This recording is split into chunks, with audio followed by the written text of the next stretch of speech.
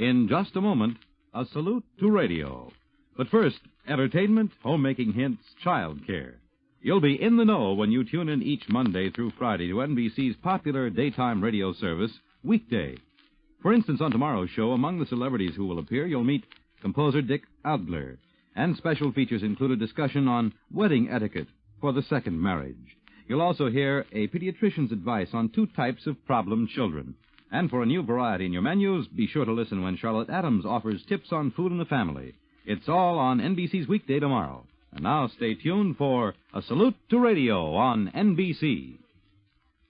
Good evening, ladies and gentlemen. This is Pat Kelly greeting you from Kansas City, where NBC is presenting the Coon Sanders Nighthawks Orchestra. Relax and enjoy yourselves now while the Coon Sanders Nighthawks go to work on Some of These Days.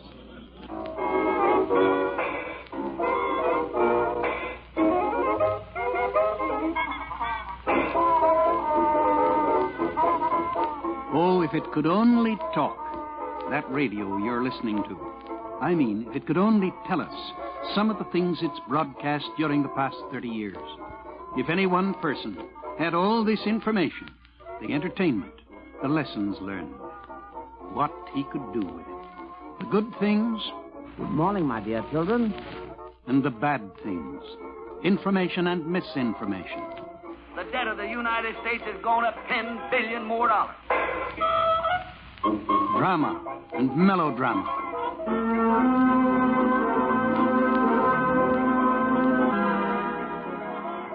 Questions and answers. Comedy and tragedy. War and peace and war.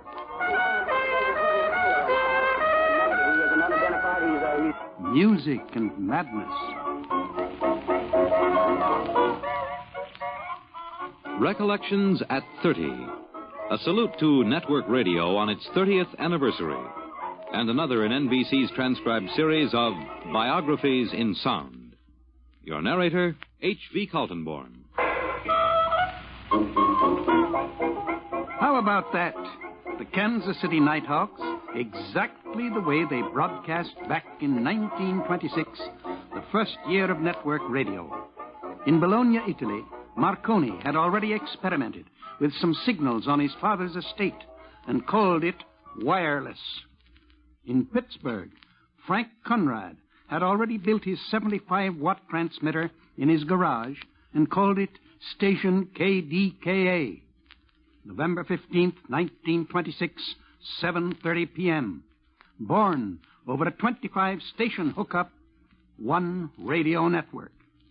For the first time, 10 million Americans throughout the country could hear the same program at the same time.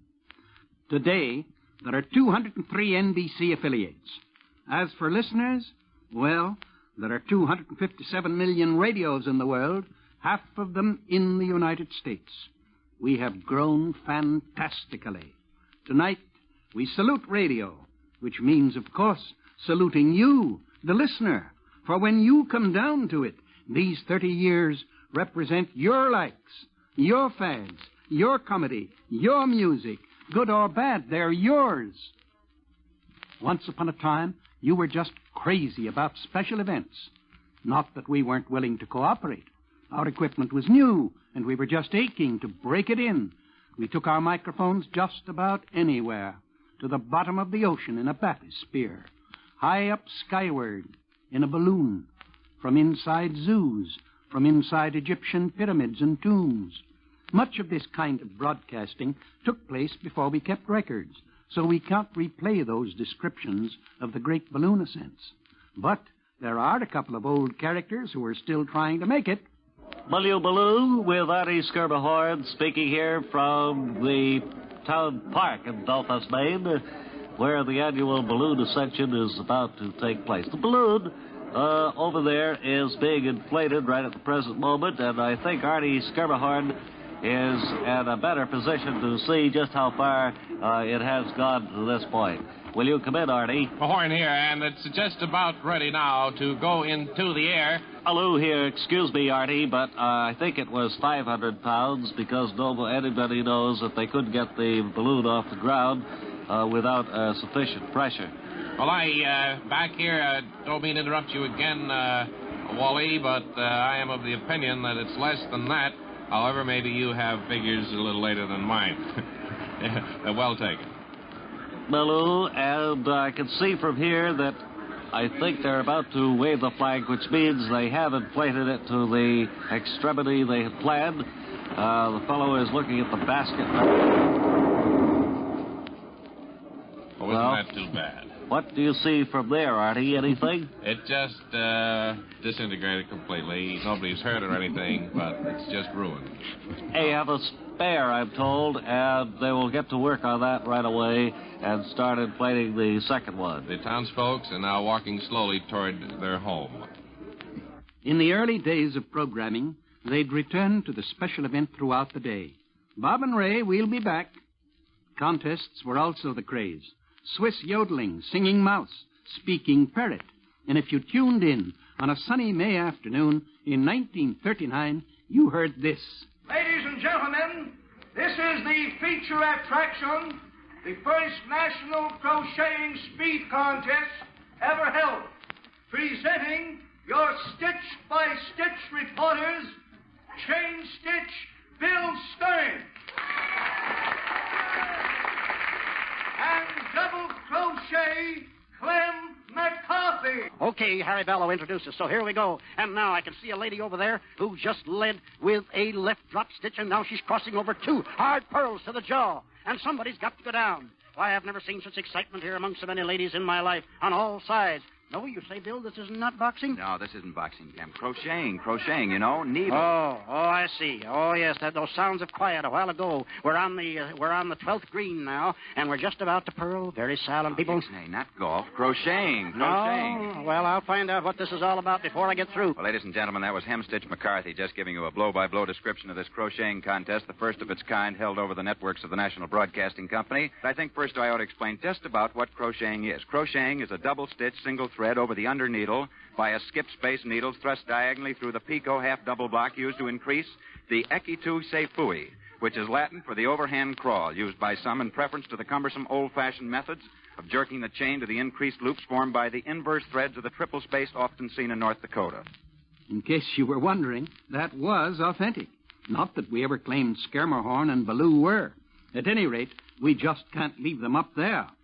And this is Artie Skermerhorn standing here at Belfast, Maine, where the Belfast balloon, the second one, is about to be released into the air.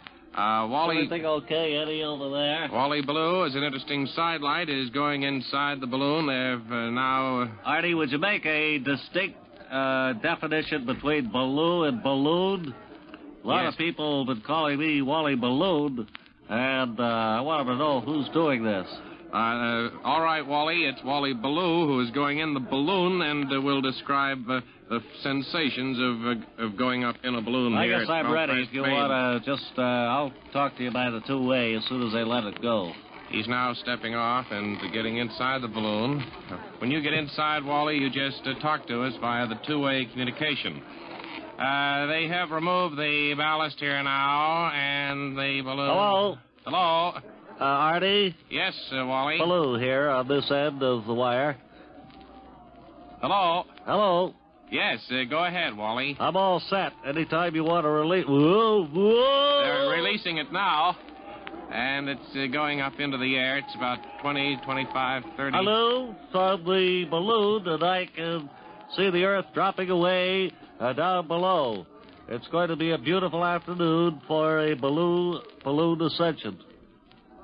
Or a balloon ascension. Baloo. W.W. Baloo. Artie Skermerhorn? Hello, Artie. Hello. I can't hear you at all, W.W. But I can tell you this, if you can hear me, that you're just a speck in the sky now. Hello, in the balloon, and I can hear you well. I'm up probably 500-600 feet now, and I'm floating out over Penobscot Bay, and it's a beautiful sight. It's wonderful to be up here all alone. I can see down there the earth, the green hills to the westward. That's about all I can see. Seems to be more water. Hey, Artie.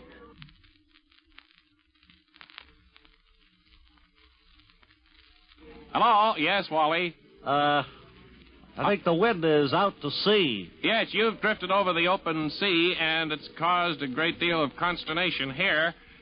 We don't know just what to do about it. Are there any strings I can pull? There's a lot of feverish activity going on about me here, Wally, trying to get you back. Uh-huh. But you stay in contact with us, fella. I won't go anywhere, believe me. And, we'll bring you back as soon as possible. Even when radio was barely developed, you wanted news and more news.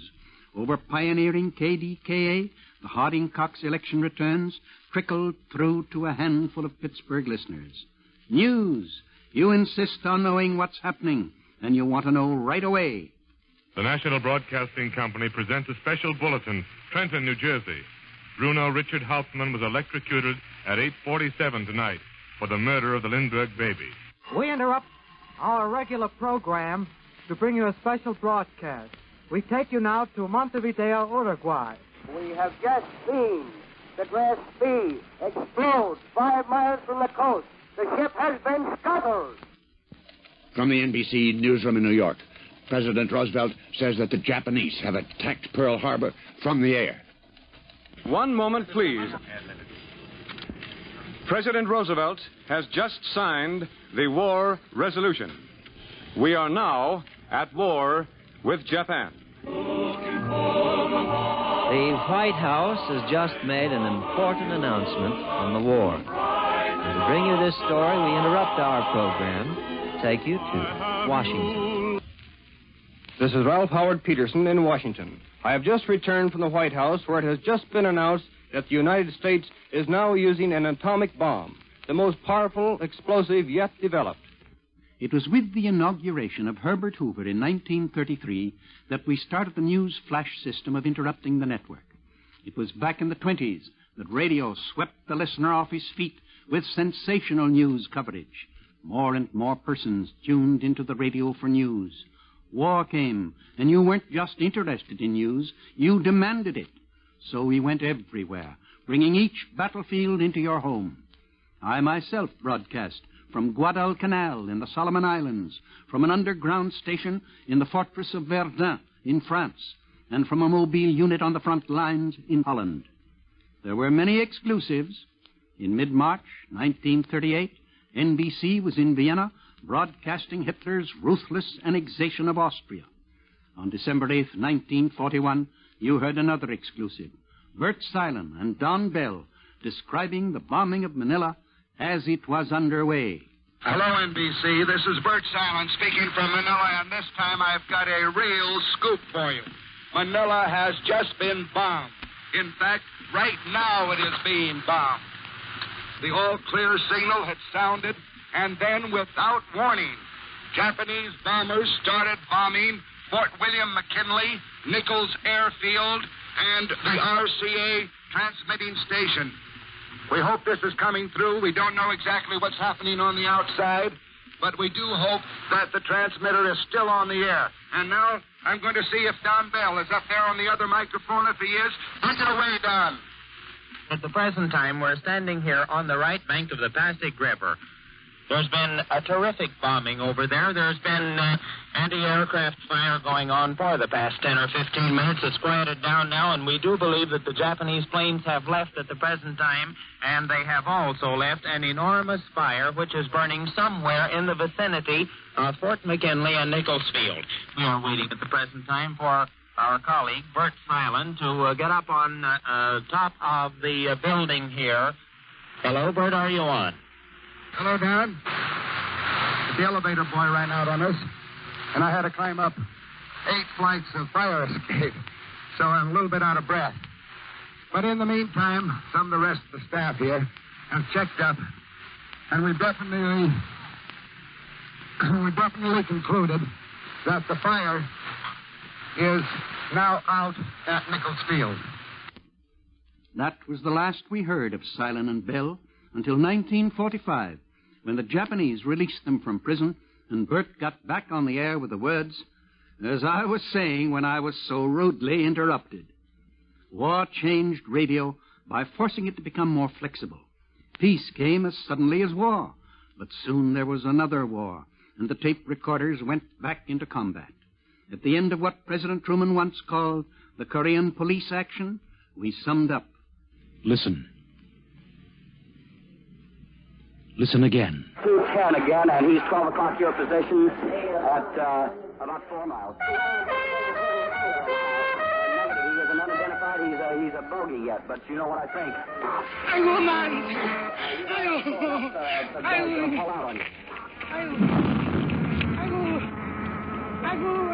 You can go about 2. NBC News and Special Events presents Transcribed. This was Korea. A review of the sounds that recorded one of the strangest wars in history. Here again is Leon Pearson.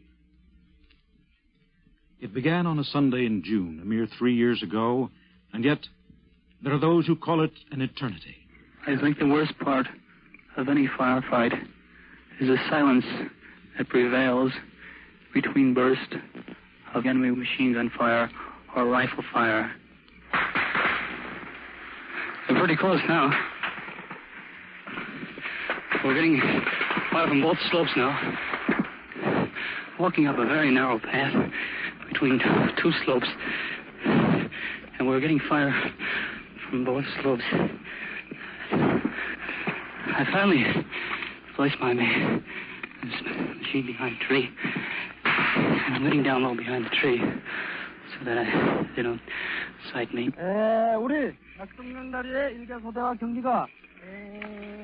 That's a Korean company commando giving orders to his platoon to move out, which will probably be an attack on the forward slope.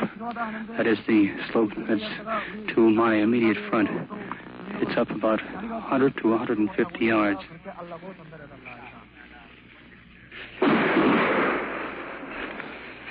Seems like those artillery shells are landing right in the back of my neck, whereas they were landing 200 yards to my right.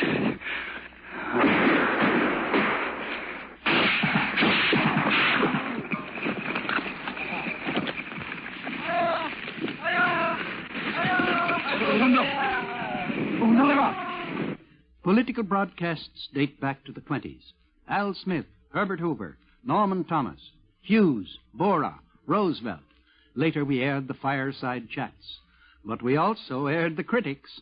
Remember Huey Long? What is the trouble with this administration of Mr. Roosevelt and of Mr. Johnson, Mr. Farley, Mr. Astor, and all their spoilers and spellbinders? They think that Huey Long is the cause of all their worry. They go gunning for me. But am I the cause of their misery? Why, they're like old Davy Crockett, who went out to hunt a possum. He saw in the gleam of the moonlight that a possum in the top of the tree was going from limb to limb. So he shot, but he missed. He looked again and he saw the possum. He fired a second time and missed again. Soon he discovered that it was not a possum that he saw at all in the top of that tree. It was a louse in his own eyebrow. And now it is with the PWAs, the GWAs, the NRAs, the AAAs, JUGs, and the GINs, and every other flimsy combination that the country finds its affairs and business tangled to where no one can recognize it. More men are now out of work than ever.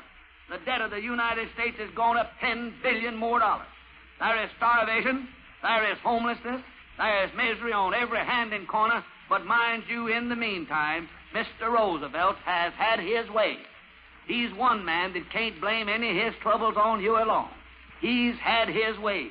Back down in my part of the country, if any man has the measles, he blames that on me. But there's one man that can't blame anything on anybody but himself, and that's Mr. Franklin Delano Roosevelt. Politics fascinate you.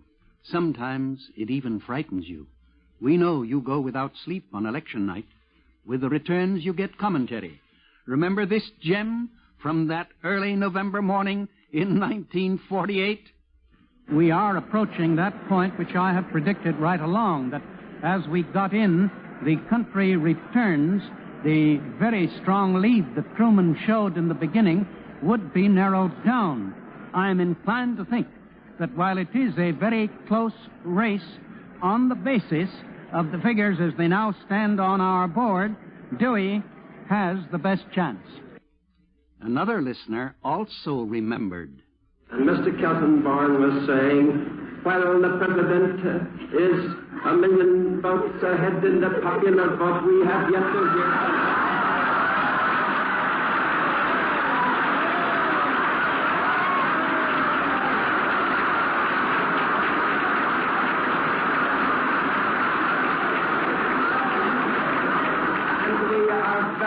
Sure that when the country vote comes in, Mr. Truman will be defeated by an overwhelming majority.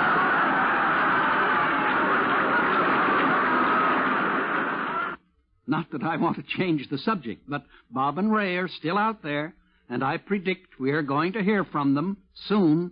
This is Artie Skirmahorn again, speaking at Belfast, Maine. Just a few moments ago, correspondent W.W. Ballou went up in the balloon, and it went way out over the open sea. It's just a speck up there in the sky now. We discussed at great length methods to bring the balloon back, and we settled on using the Beaufort's gun. The 385th Underground Balloon Barrage Company arrived on the scene and are now attempting to bring down the balloon. W. Ballou here, Artie. It's a scene of panoramic beauty spread out before me. However, I can hear in the distance firecrackers or something, probably in celebration of this epic annual flight, the first time that a radio announcer has taken it, I believe. Is everything all right with you, Wally? Yes, I can see the firecrackers every few seconds down there. As a matter of fact, are those firecrackers, Artie? No, actually, Wally, they're reports from a Beaufort's gun. That's puffs of flak. What are they aiming at? Some target out to sea? No, Wally, they're not. Some abandoned ship or something? No, Wally. Well, you just stay with it, Wally. We'll be back in a little while. How many times have you tuned in your radio just for music? To fill us in, Ben Grauer. Yes, H.B., from the simple strains of a studio pianist filling in during those embarrassing lapses in early programming to full-scale operas.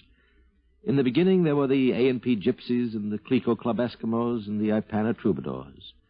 The network had hardly started when we molded entertainment and instruction and came up with a show that became a living room and a schoolroom phrase, music appreciation. At the microphone, Dr. Walter Damrosch, who opened his program with a warm, "Good morning, my dear children." For 15 years, Damrosch went into schools and homes. You know, those broadcasts were a lot of fun. Listen. Now, the greatest symphonic composer that ever lived was Ludwig Beethoven. He wrote a beautiful symphony called the Pastoral Symphony, which means Symphony of the Countryside. He loved the country. He lived in Vienna and used to go out walking way out beyond the city in order to see the green trees and the fields and the growing grain. And so as he walked around there, he sometimes came on a village festival, on a holiday, when the peasants around Vienna had a good time together, dancing, making merry, eating and drinking. And he pictured this in his music, in this lovely pastoral symphony. This has a little portion in it where the village orchestra begins first. The horns give us the rhythm, and then a solo instrument.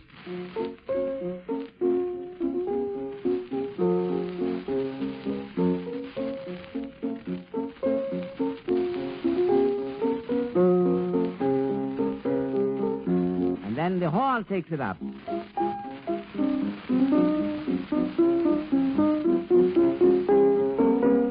And so on. Various instruments of this little village orchestra. Let us listen to this fun. The villagers dancing to the music.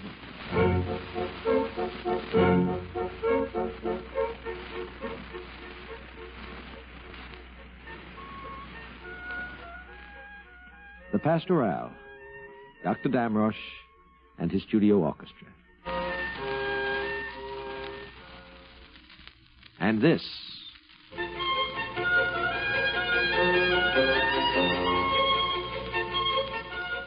the Pastorale conducted by Arturo Toscanini.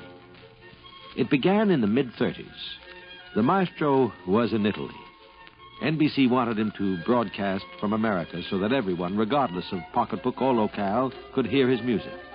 But Toscanini would not budge. He would not return. A flurry of cables from New York. And from Italy, silence. Well, finally, we went to Italy to do the impossible. Toscanini came, and he stayed. Not that he didn't retire every year.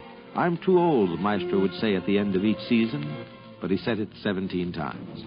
From 1937 to 1954, Toscanini and the NBC Symphony held the country spellbound.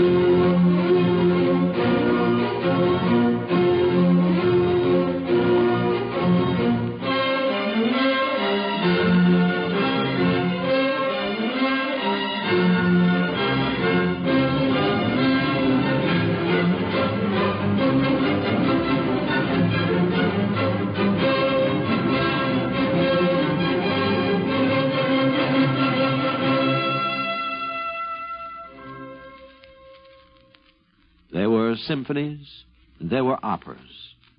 Fidelio, La Traviata, Aida, Otello, Falstaff, The Masked Ball, and there was La Boheme.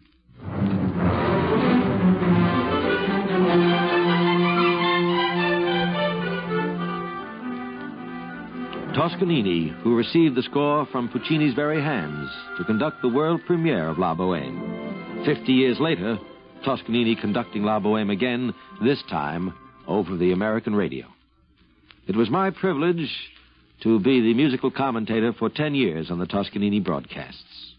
The last was 2 years ago. Here's how I reported that event later. As the familiar muted French horn theme swelled up, Maestro seemed sunk in the reverie. For a moment he looked up, smiling as though he heard a familiar voice. Then as the accents of brass came pounding through the score, he seemed to retreat to a corner of the podium with a baffled expression. Then in a moment his face cleared. He looked immeasurably younger, angry and triumphant. His mouth opened with an expression, a silent roar of defiance. Suddenly he was a towering giant of strength, outliving even Wagner himself in his knowledge and perception of the music. So the concert went with alternating moods of anger and tranquility through the Tannhäuser Overture and the Bacchanal to the final selection, a Meistersinger prelude from Act One. And as the crashing chords of the climax approached, all of us in the booth were by now craning forward, hanging with deepest tension on every accent of the Maestro's baton. Just before the last chord sounded, Maestro stepped off the podium. There was the final crash of sound. The baton slipped from his hand. One of the violinists picked it up, handed it to him. He took it unseeingly, the slender stick dangling limply from his fingers, as he slowly walked off the stage, into the wings, and retirement.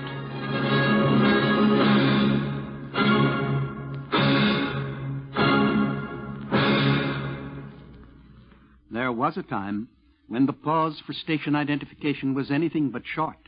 The announcer would suck in his breath and rattle off, "This is station WEAF, WEEK, WJR, WTAG, WTIC, WGR, WLIT, WRC, WCSH, WCAE, WTAM," naming every station on the hookup. That was in 1926. A few months and several breathless announcers later, we bought the electrical chimes. They cost only $48.50 at the time, but think of all the trouble they save as we now take a short pause for station identification.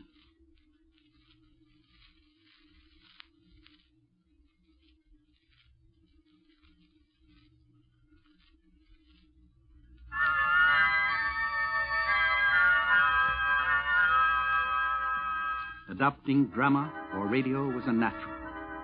John Barrymore was on the air in 1922, and in the years to come, Brother Leonel and Sister Ethel were to have regular shows. Theater names became a fixture, and in 1938, we took a giant step.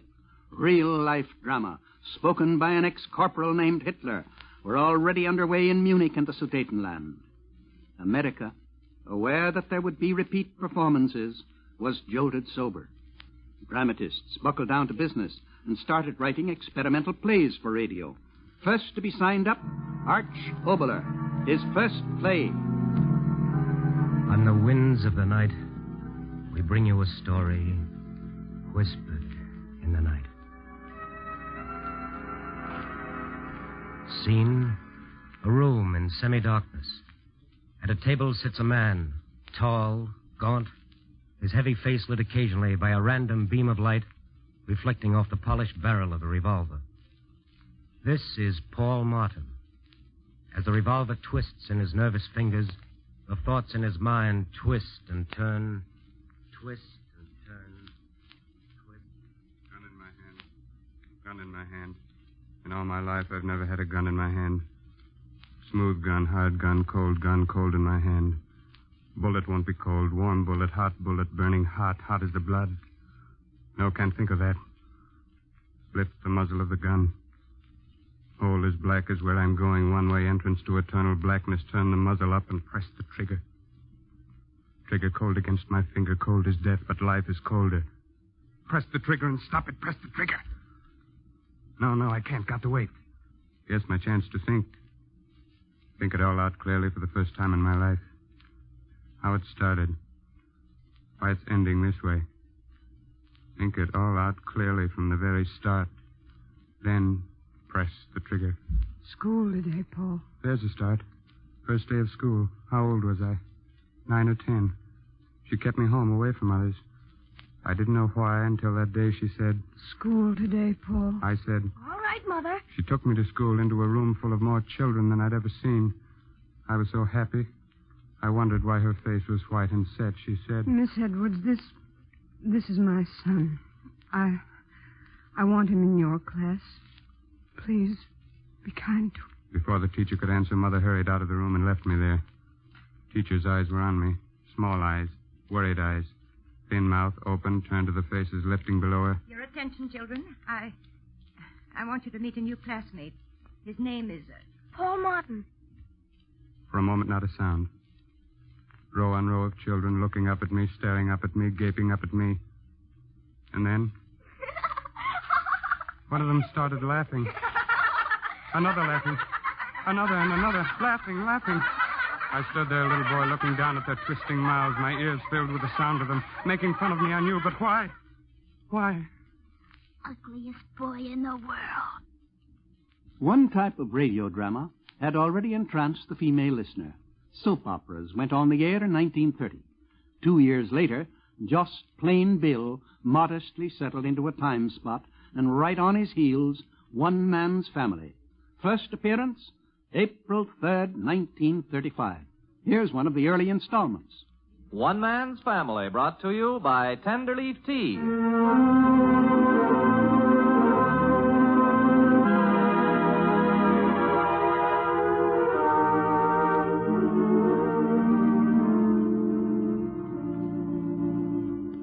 One Man's Family is dedicated to the mothers and fathers of the younger generation and their bewildering offspring. Tonight we present Chapter 8, Book 29, entitled Complications in Domestic Relations. And this is how it is with the Barbers. Laura Parker, the thorn in Teddy's side, has been removed. The curly little redhead has been returned to her father when Paul learned that she had run away from home, not because of financial straits, but because she decided she wanted to live her own life. With Laura out of the way, Teddy feels happily secure again, although she still possesses her head of red hair, which she obtained at the beauty parlor during her orgy of trying to be beautiful. Father Barber and Clifford are grooming the skipper, alias J.D., for the coming Better Babies Bureau baby contest. And Claudia is showing signs of heading for some kind of deep water. What it is and how it's going to affect her relationship with Nicky, the family can only speculate. This early afternoon, with Jack not yet home from college, Mother Barbara and Betty sit up in the former's sewing room, sewing and chatting, enjoying themselves thoroughly. Yes, Jack always was an aggressive youngster, even when he was little. Uh-huh, but he doesn't mean it. Chapter 8, Book 29. One Man's Family still together today, 21 years later. Suppose this smooth program just once were not too well rehearsed. Suppose just once the members of One Man's Family did not get along too well together. Here's Bob and Ray.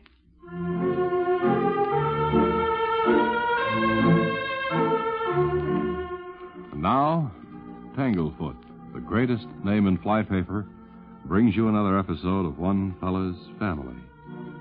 Today's episode, entitled Paint Up, Clean Up, is taken from Book 22, Chapter XXIV, pages 15, 16, 17, and 2 sentences from the middle of page 18.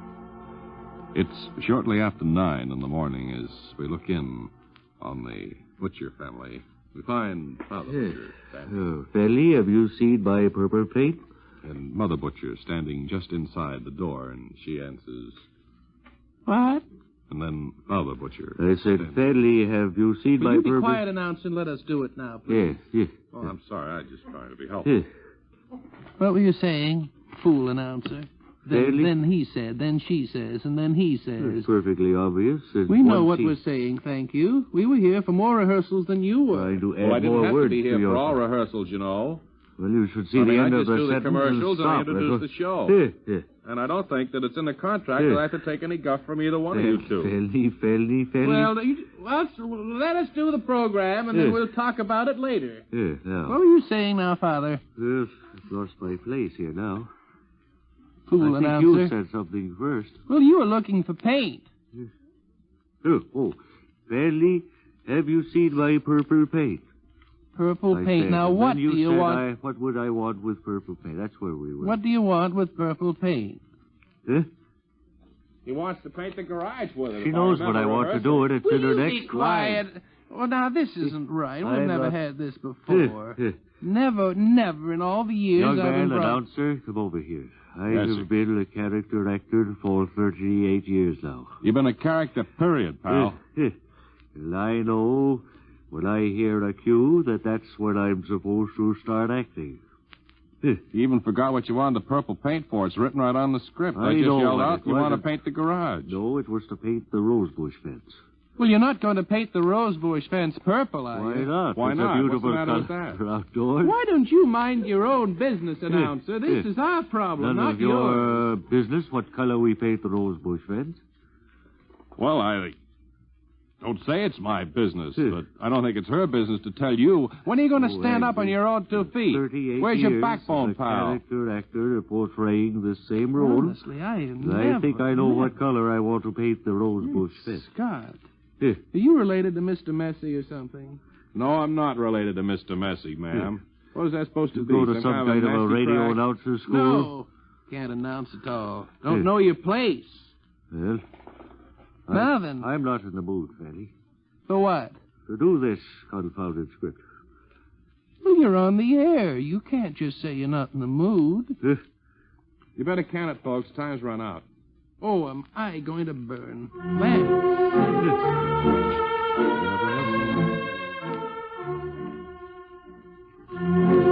Part of the sign-off wasn't on the air. Now the engineer is trying to mess it up. Well, if you'd all mind Why your don't own you all business, show up for fine. rehearsal, for the land's sake? You've been listening to One Fella's Family, brought to you by Tanglefoot. Him as a commercial announcer. Will you get off microphone, please, sir? Mumble all you want in the far corner. Brought to you by Tanglefoot, the greatest name in fly fishing. Today's episode, entitled Paint Up, Clean Up, was taken from Book 22, Chapter XXIV, pages 15, 16, 17, and the middle of page 18. My wife is about this. One Fella's Family is written and produced by T. Wilson Messy. This is a messy production, isn't it? This is a Messy production. The first quiz and audience participation shows. They're hard to track down. I put a current events quiz on for high school students on station WNYC in the middle 20s. As early as 1927, Hollywood listeners gathered around the radio and competed with one another in who could first cry out the answers to the announcer's questions. Stakes in these question games have gone up and up and up. This is Horace Heights, bearing the glad tidings that we have $1,000 in our pot of gold. Now, here's the way we want to give away the $1,000 in tonight's pot of gold. Pot of Gold, the first big giveaway. There follow the quiz kids, take it or leave it, truth or consequences. Discussion shows, such as the Chicago Roundtable and Town Meeting of the Year, were already on. Audience participation shows were also part of our programming. Quiz shows were very popular. Before we knew it, one program took the best ingredients of all these shows. Information, please. Wake up, America. Time to stump the expert. Trot out your toughest questions and send them to us with the right answers.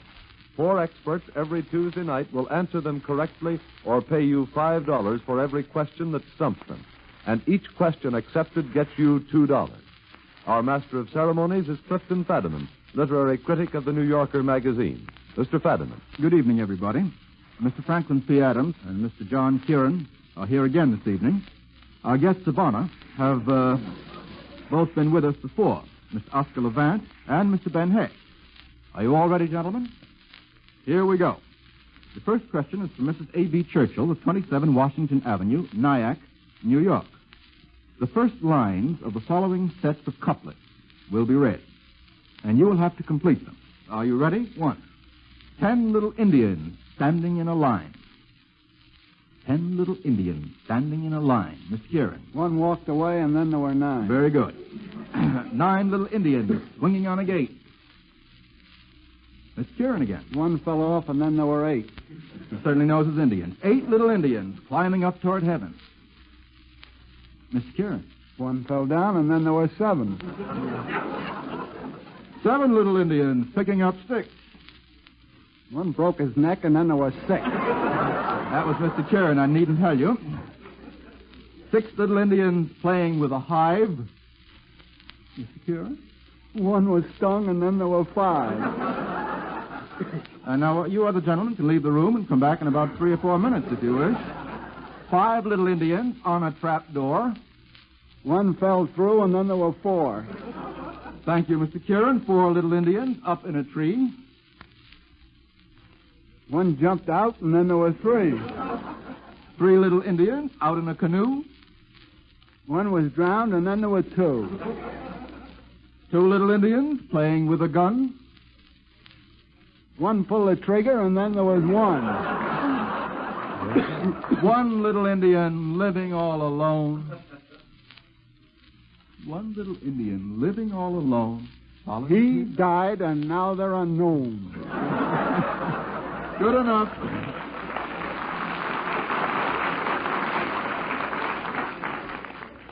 We didn't have much money in 1932, but we laughed anyway.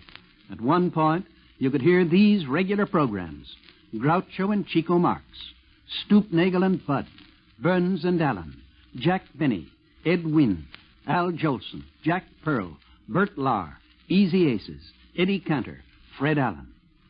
Fred Allen, the man who capitalized on the fluff, the man who could poke fun at anything. Allen's nemesis was the quiz show. Remember the night he and Don McNeil got together? Wake up, folks. Here it is, the revolutionary quiz program, Break the Contestant. Break the Contestant is brought to you by Lefkowitz's Liverwurst. Oh, Lefkowitz's Liverwurst is the finest in the land. When you want the best in liverwurst, Lefkowitz is the brand. It's round and firm and it's fully packed, and you get twice as much. Try feeding a Lefkowitz liverwurst. It's the skin you love to touch. Oh, it's chock-a-block full of vitamins. It's nutritious and delicious. Try serving it after the opera nights with cold cuts and with knishes.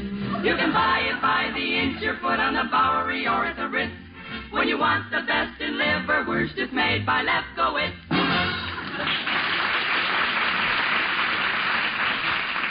Folks, do you suffer from liverwurst hangover? Does the liverwurst you eat keep you awake at night? Try Lefkowitz's Liverwurst, the liverwurst that comes with a sleep guarantee. Lefkowitz Liverwurst lets you sleep. Why? Because Lefkowitz's Liverwurst contains sheep livers. No more counting sheep at night. The sheep livers... Didn't expect it there. These sheep livers are counted for you at the factory and then stuffed into Lefkowitz's Liverwurst. Remember, if you don't sleep after eating the big economy size 7-foot liverwurst, here's all you have to do. Return the greasy string from the top of your liverwurst, and Lefkowitz will send you by return mail. This offer is not good in Canada or in the United States. And now, on with our quiz, Break the Contestant. And here he is, your contestant breaker, Don McNeil. Thank you, folks. Thank you very much. Now, our first contestant, this gentleman. Your name, sir? Lomax Nishball. What is your occupation, Mr. Nichols? I work in the automat. I'm a lettuce bender. Lettuce bender at the automat? Yeah, sometimes when they put a salad in one of them little compartments, the wet lettuce hangs out and they can't close the door, you see. And you? I bend the lettuce back so they can close the door. With rhubarb, it's stiff. I bite it off. All right, Mr. Nishball. Are you ready to play Break the Contest? Yes, sir. How much money do you have? Well, I ain't got no money. All I own in the world is what I got on. Oh, you've got to bet something. Well, all right. Tell you what, I'll bet you my coat against your coat. Mr. Nishball, you got yourself a bet Nishball. here. Yes. What category have you chosen? Music. All right, it's your coat against my coat. Now, here's your first question, Mr. Nishball. Who wrote the Cacciaturian Saber Dance? The Cacciaturian? That's correct, Mr. Nishball. Correct, really? Yes. You and my coat, I'll take it right off here. Thanks a lot. Fine. You now have 2 coats. Would you like to try for 4? 4 coats? Yes, sir. I'd like to try for 4 coats. All right. In one word, finish the line of this popular song. Bongo, bongo, bongo, I don't want to leave the what? Bongo, bongo, bongo? It's one word. Manana? No. Bongo, bongo, bongo, I don't want to leave the Congo. Oh, that's a song? Yes, you lose, Mr. Nish. I'll take my coat back and your coat, here, too. you take your coat. You have the both coats now. Yes, all right. What's your next question, Mr. McNeil? What are you betting this Let time? me see. What could I... Oh, my belt. I'll bet you my belt. All right, fine. For 1 belt. What was Peter Tchaikovsky's middle name? Bongo, bongo, no. bongo. I'm sorry. Yeah, lost Elliot. again. Yes. Take off your belt. I lost again. Thank you very much. I'm gradually getting the hang of it. I'm getting the hang of it now. Yeah. What do you want to bet now? Well, what could I bet now? Yeah. Well, all I've got left to bet is my trousers. Your pants. You'll be sorry. Come on, give me the question. I got to win back me coat and belt, Mr. McNeil. All right. For 1 pair of pants. Who wrote Alexander's Ragtime Band? Alexander? No, I'm sorry. It was Irving Berlin. Could you repeat the question, please? No. Could you repeat the answer? Now quit stalling, Mr. Nushball. You lost your pants. Come on, take them off. Give well, them to me. All Come right, on. mister. I don't know what...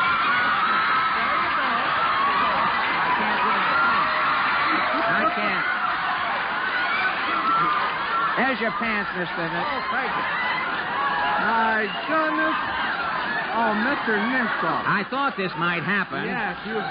Why did you put on the pink bloomers? Which way is Phil Spitalny? Which way is... Baron Munchausen, Jack Pearl was always good for a laugh. Well, Baron, I'm delighted to see you. Well, Charlie, of all the people in the whole world. I haven't seen you in a long time. Where you been? I just come back from the other side. Oh, you did, Yeah, huh? I just come back. How'd you get over here? I came over on a ship. How was the food aboard the ship, Baron? Food was just so-so. Oh, just so-so. You know something, Charlie? With every meal I had to eat soup. With every meal you had to eat I soup? had to eat soup. Was it compulsory? You see, I was... Hello?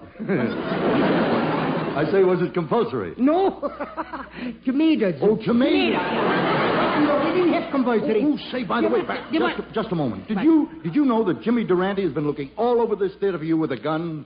What do you mean? He's looking for me with a revolver? With what? I say he's looking for me with a revolver. With a revolver, yes. Why he's looking for me? Why? Well, he said that you called him a dirty name. I called him a dirty name? He said that you swore at him. Oh, what a liar! Wait. Now, don't get excited. You'll get high blood pressure. No, not me. I'm anemic. Oh, no. sure. Listen, Charlie, I give you my solemn word. I never called him a dirty name, and I never swore at him. Well, then how did it happen? Here's how that comes out, just like it was. All right. What day is this today? Today? Yeah. Today is Sunday. Sunday. That was 4 days back. That was Wednesday. You see, I'm going out with my... Wait a minute. What day did you say? Wednesday. No. I was going... You mean Wednesday? Yeah, in the center of the week, like, you know. Wednesday, named after the god Woden. No. Wednesdays is named after Tuesday. Oh, Charlie, you see, Wednesdays I was going in the country with my car. I see. Well, I'm driving... Wait a minute. Tell me, what time of the day was this? Oh, this was maybe 9 o'clock. 9 o'clock? 9 o'clock. 9 o'clock a.m. or p.m.? So I'm going... What was that? What? I say, was it 9 o'clock a.m. or p.m.? So I'm going out with my car. Why don't you answer my question? Well, Was it 9 o'clock a.m. or p.m.? No. That's not nice. What's not nice? Now, I don't like that. Now, you hear that? Now, What are you talking about? Now, I know what that is. Now, don't say that. You do. I'm going out. All right. Wait a minute. Now, I don't like You know what it is? Yeah. Well, what is it? About the farmer's daughter. No. I don't like Just a minute. Now, will you calm yourself? Look. Yeah. I'll make this a little more clear to you. Yeah? Was it 9 o'clock before noon or afternoon? Yeah. That's good. That's So good. we going out. That's going Look, will you please tell me the time of the day you were driving in the country? 9 o'clock. 9 o'clock a.m. or p.m.? No, A.Z. that was. A.Z.? A.Z. What do you mean, A.Z.? After supper. In 1926, the network started off the broadcasting day with setting up exercises. Today, the exercise is more intellectual. You see, the theme hasn't changed, and the goals of network radio are still three: entertain, instruct, inform. The radio itself can't talk. It's up to us, listener and broadcaster, to make the demands, fulfill the demands. For the past 55 minutes, we've saluted radio and you. Don't feel badly if we've left out your favorite comedian or voice. Remember, it's been 30 years. A lot has happened.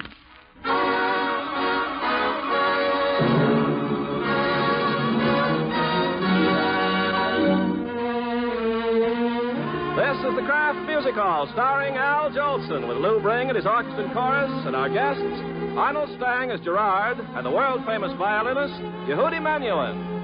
So keep on looking for a bluebird and listening for its song. Yes, I ought to have a real good time. Glorious time. I'm all dressed up, of course. Yes, indeed. A leather necktie. Mm-hmm. Regulation police double-strength suspenders. Huh? Good solid snaps. Sleeve garters. They snap nice also.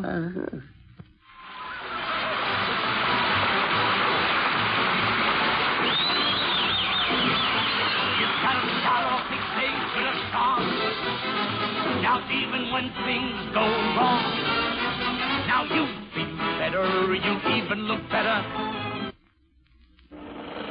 Kingfish, this is a pretty good second-hand car you got here. Yeah, it cost $50 and really a honey in it. Yeah. How far has this car gone, Kingfish? Oh, it's been broke in all right. It's gone 189,000 miles. Yeah. Greetings, ladies and gentlemen. This is yours very truly, Little Jack Little. Mr. Fields, Charlie wants to say something to you. Yes. Oh. Hello, Mr. Fields. Hello, blood poison. That's me, Groucho Marx.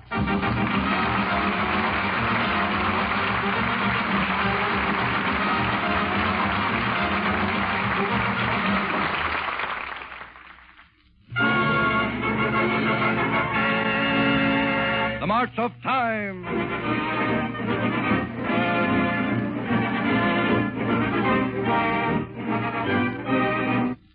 Oh, I know where my baton is. It's right here in the hall. Oh, no, McGee, please, not on Sunday. Don't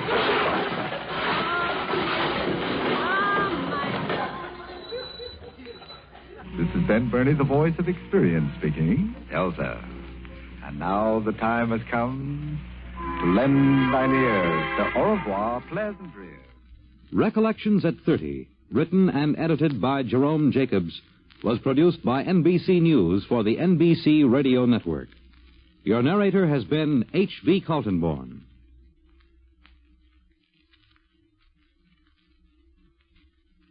This is National Radio Week. Here's Giselle McKenzie, Wednesday on NBC Radio.